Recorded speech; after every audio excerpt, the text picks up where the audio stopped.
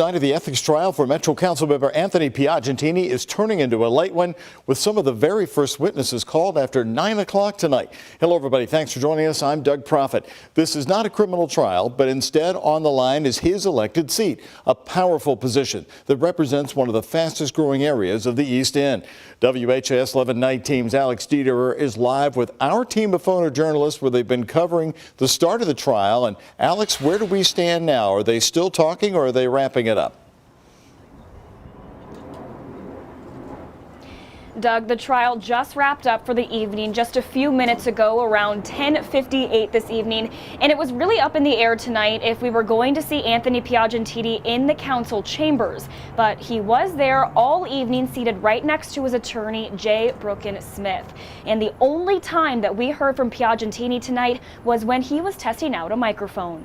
Testing, A, B, C, D, E, F, G.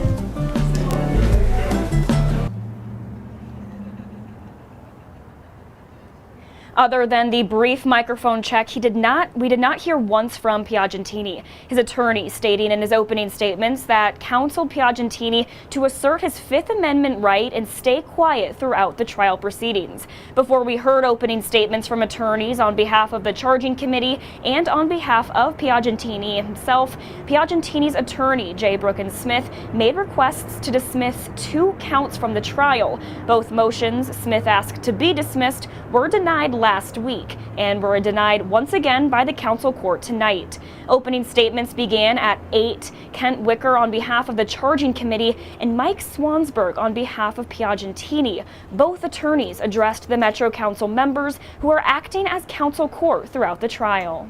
I know that some of you have a professional relationship or a friendship with Mr. Piagentini.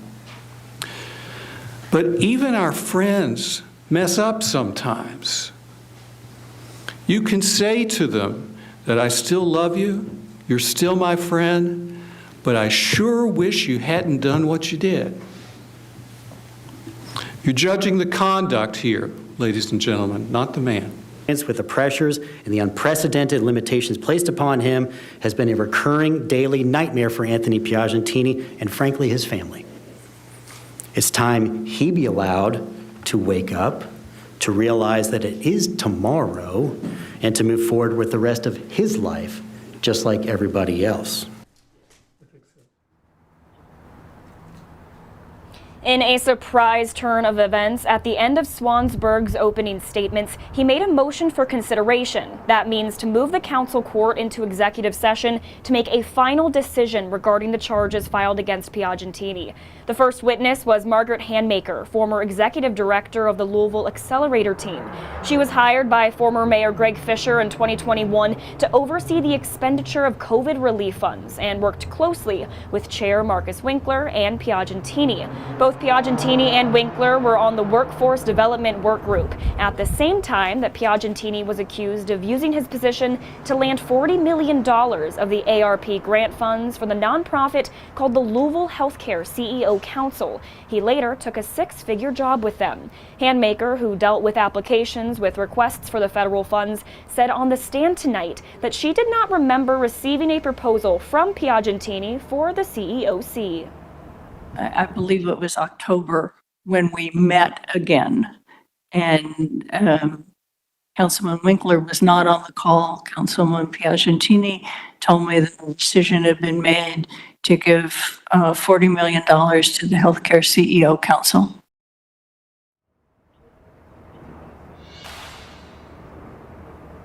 More witnesses and evidence are expected back in the trial tomorrow. Now, Council President Marcus Winkler did start the night via Zoom, but then he did not continue because he does have the flu. At the end of the trial, at least 18 council members need to vote for Piagentini to be removed. We'll be right back here at the council chambers tomorrow. Live in downtown Louisville, Alex Dieterer, the WHAS 11 Night Team on your side. All right, Alex, thank you. With that late new information, again, day one wrapped up just about 2 minutes before 11. It's been a 4-month process to get to this point. On October 19th, the Metro Ethics Commission found Piagentini guilty on 6 of the 7 counts against him. Metro Council then formed the charging committee headed by Kent Wicker on November 1st. After several meetings, the charging committee filed formal removal charges against Councilman Piagentini on November 28th. More news here from the night team. The Campbellville, Kentucky University campus is left shaken after a student is found dead in their dorm room, and another student is charged with this murder. 21-year-old Charles Escalera is now in jail on a $2 million bond. He's charged with murder and burglary for allegedly breaking into someone's home, also in Greene County, while he was on the run from police. Police say Escalera killed his wrestling teammate Josiah Kilman. The 18-year-old from Montana was found unresponsive in his room early Saturday morning. The autopsy determined that he was strangled. Today, University President Dr. Joe Hopkins called it heartbreaking. This shakes us that this could happen even in this beautiful place of quiet and beauty. But it does remind us that we must always be on guard. And I'm thankful for those who stand in that place of protection every day. One student we talked to today said classes were empty, adding he hopes the campus community can comfort one another. I hate that it takes something like this, but I just hope that we kind of keep an eye out for little things and we can all come together and take this to not only be with the wrestling team, but to be with all the people he touched. So far, police have not released a motive in this case. A person of interest in a Louisville homicide is now in custody in Florida after crashing the victim's car in Miami. Officers found 45-year-old Alan Garcia Perez dead in his home on Inverness Avenue in the Iroquois neighborhood of Louisville yesterday. Investigators say he had injuries from blunt force trauma. Then this morning, police in Miami, Florida found Perez's missing red Camaro after a police chase. Officers had tried to stop the driver, but he took off. The chase ended when the driver lost control, hit several cars, and flipped over. All I know, I just got hit in the back. I'm in pain, but like I said, I thank God for life.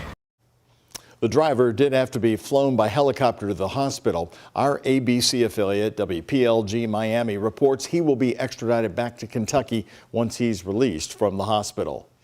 Two men are now facing charges after police in Bardstown seized $1.8 million worth of cocaine.